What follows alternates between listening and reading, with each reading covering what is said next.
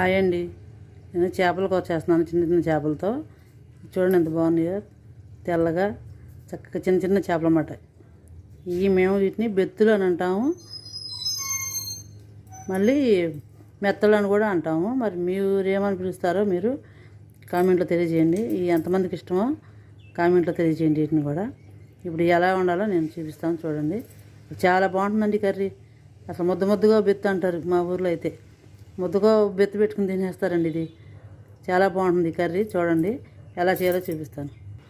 ఈ కర్రీ కోసమని ఒక 4 పెద్ద ఉల్లిపాయలు చిన్న చిన్న ముక్కలుగా కోసుకుని, 4 పచ్చిమిరపకాయలు చిన్న చిన్న ముక్కలుగా కోసాను.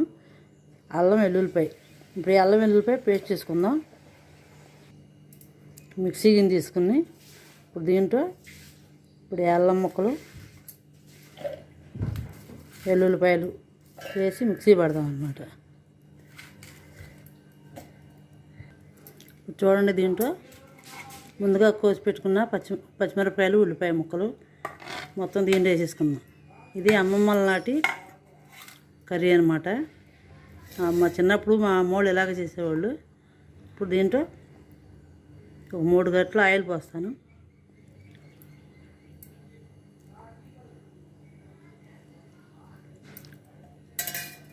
ఇప్పుడు దీంట్లో కొంచెం పసుపు వేసుకుందాం. తర్వాత కారం వేసుకుందాం. పచ్చిమిరపకాయలు వేసాం కాబట్టి ఒక 2 స్పూన్లు కారం సరిపోతుంది. ఇప్పుడు తగినంత సాల్ట్ వేసుకుందాం.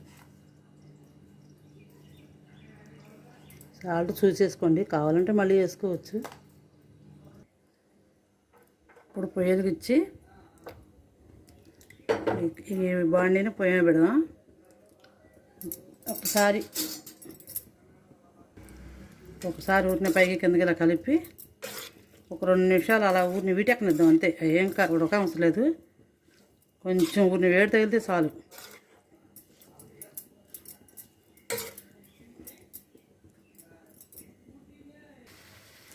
ఒక నిమిషం మూత పెడదాం. వేడి అయ్యేదాకా కొంచెం వేడితే చాలు, కొంచెం మూత పెడదాం. చూడండి, వేడెక్కింది. ఇప్పుడు అల్లం వెల్లుల్లిపాయ మిక్సీ పెట్టాం కదా, బాగా మెత్త తీగలాగే అవసరం లేదండి. అల్లం పేస్టు కొంచెం అట్లా ఇదైతే చాలు. చిన్న చిన్నగా ముక్కలు ఉంటేనే బాగుంటుంది అది. సరే, ఇప్పుడు దీంట్లో ఎసరపోద్దాం. నెక్స్ట్ మూత పెట్టాను. ఇప్పుడు దీంట్లో కొంచెం ఒక మంచిగా 1/4 గ్లాస్ వాటర్ పోయింది చాలు, ఎక్కువ అవసరం లేదు. మరీ ఎక్కువ అయితే ముక్కలు చిన్న చేప